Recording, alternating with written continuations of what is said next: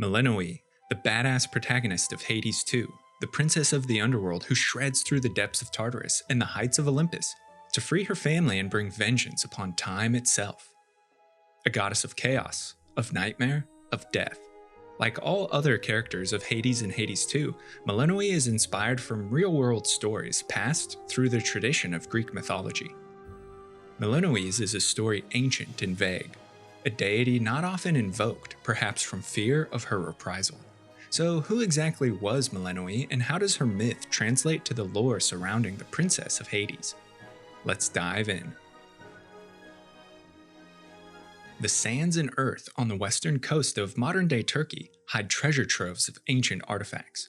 In 1889, a team of German archaeologists working near the ruins of Pergamon uncovered a series of bronze tablets dating to antiquity used in magic and ritual. Etched on them, warding chants, praises to the divine, and invocations of deities by name. In chiseled contrast, we see Melinoë, spectral goddess of death and madness. The myth of Melinoë is cloaked in mystery. Besides the few artifacts like these bronze tablets, there's only one literary mention, the Orphic hymn to Melinoë. The silence surrounding her could be due to her Asiatic origins, a deity worshipped by those across the Aegean Sea, slow to be incorporated into the Greek pantheon.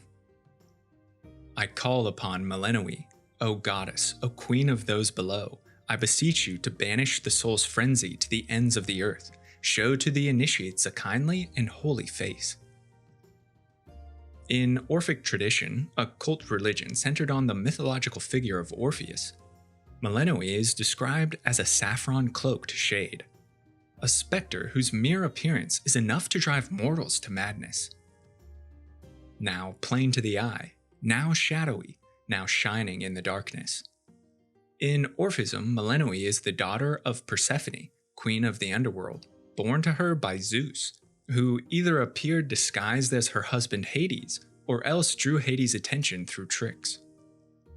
To anyone familiar with Greek myth, this is Zeus's MO, a serial adulterer who's found in the bedchambers of mortals and divinities alike, much to his wife's disgust.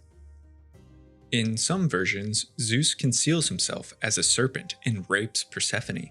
In others, he simply arrives in her bedchamber in the underworld. What makes this more deplorable is that in many traditions, Persephone is herself the daughter of Zeus. The act of a father raping his own child spawns a maddening specter in Melinoë. Twisted from birth, Melinoë becomes a goddess feared by all and honored simply to spare mortals from her insane wrath. We're told Persephone's wild fury at the god of thunder and her desire for vengeance manifested in her daughter. Interestingly, this parallels the birth of Zagreus, also called the first Dionysus, who was fathered by Zeus rather than Persephone's husband, Hades.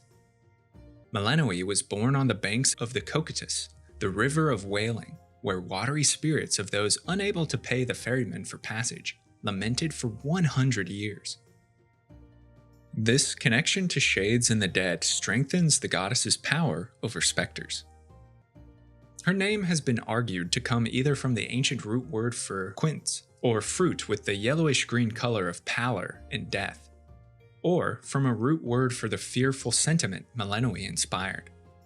But as the Orphic hymn translators note, the name Melinoë could very well have had both connotations, the color and the mood.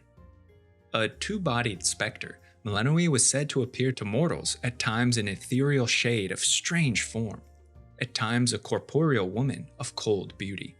She attacked in the gloom of night, stoking souls to frenzy and minds to madness. Those who invoked her name used Melinoë's power for divination and to calm insanity. Worshippers appeased her because Melinoë could banish the maddening spirits she would send to attack. As a chthonic deity, Melinoë shares many traits with other underworld residents, especially Hecate and the Erinyes, or the Furies. The Furies are goddesses of vengeance, justice, cold retribution.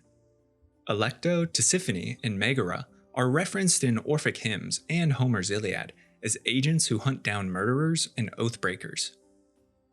In Orphism, they are daughters of Hades and Persephone, so half-sisters to Melinoë, also born at the banks of the underworld and have power to shapeshift into bizarre, ghastly forms. But Melinoë has most in common with Hecate, an ancient and fearsome goddess of the homestead. In some traditions, she numbered among the Titans, the pre-Olympian gods, and in others, she holds dominion over aspects of land, sea, and sky. Hecate's power is beyond many gods, but she became most closely associated with the moon, with witchcraft, divination, and night. Hecate and Melinoë are both cloaked in saffron, both nymphs of the earth who are most active in darkness, who can cause and cure insanity, who hold power over the unnatural, but, as the translators of the Orphic hymns note, the two are not quite the same in the collection, as they do not share the same father. Melinoë is represented more as an infernal psychic force, a spectral embodiment of Persephone's anger that irrationally lashes out at mortals, and hence the need to appease her. So similar are the two that in some myths, Melinoë and Hecate became two different names for the same being. Melinoë, a specific manifestation of moon goddess Hecate.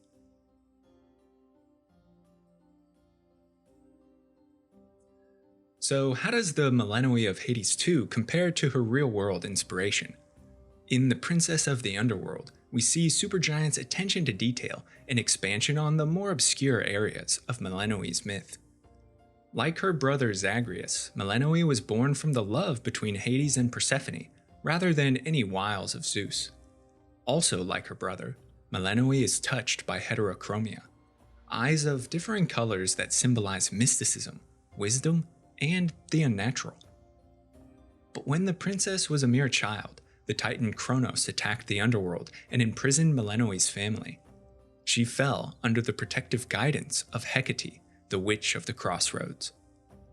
Their close, almost familial relationship conveys how intertwined the two deities are in real-world mythology. From Hecate, Melinoë learns spells and incantations. She touches the arcana and wields magic, all powers of her mythological counterpart. Melinoë is also a master of the dream realm, able to traverse the subconscious to speak with her brother in the past. Hi there, Melinoë. My investigation into our grandfather's scheming is underway, though difficult to make good progress without telling anybody what I'm up to. She attacks Kronos during the night, when her strength and that of the moon are their most abundant, and Melinoë's green-hued skin is an homage to her name's meaning. The princess of the underworld lost her left arm in a magical mishap while trying to assist the shade of Icarus. Her prosthetic is magical and translucent. This, to me at least, appears to be a subtle nod to the descriptions of Melinoë in mythology, occasionally as a shade, as a glistening god, as a phantom to vex mortals. As the goddess of ghosts and nightmares, we see Melinoë's ability to compel the spirits she comes across in her nightly attacks on Kronos. And as a deity tied to witchcraft, Melinoë concocts potions and commands several different familiars, spiritual guides that often take the shape of companion animals. I call upon the moon and draw you down. Hades 2 enforces the bond between goddess Melinoë and the moon. She invokes the moon as a blessing in greetings and farewells. Her hex is drawn from the celestial object, and it offers her guidance. In myth, the moon is a symbol of witchcraft, magic, and the dark night, all aspects of Melinoë's own character. But even stronger than this bond is the one between Melinoë and her mentor Hecate. We've already discussed how in Greek myth, many believe Melinoë to simply be another name for Hecate, and that the two goddesses are conflated, combined as a singular entity. As Melinoë progresses her relationships and missions, she has a chance to interact with Hecate in the baths where the head mistress tells a startling revelation. And 'tis easier to explain, I suppose, if you look upon me as I am. Mistress, what? You're beautiful.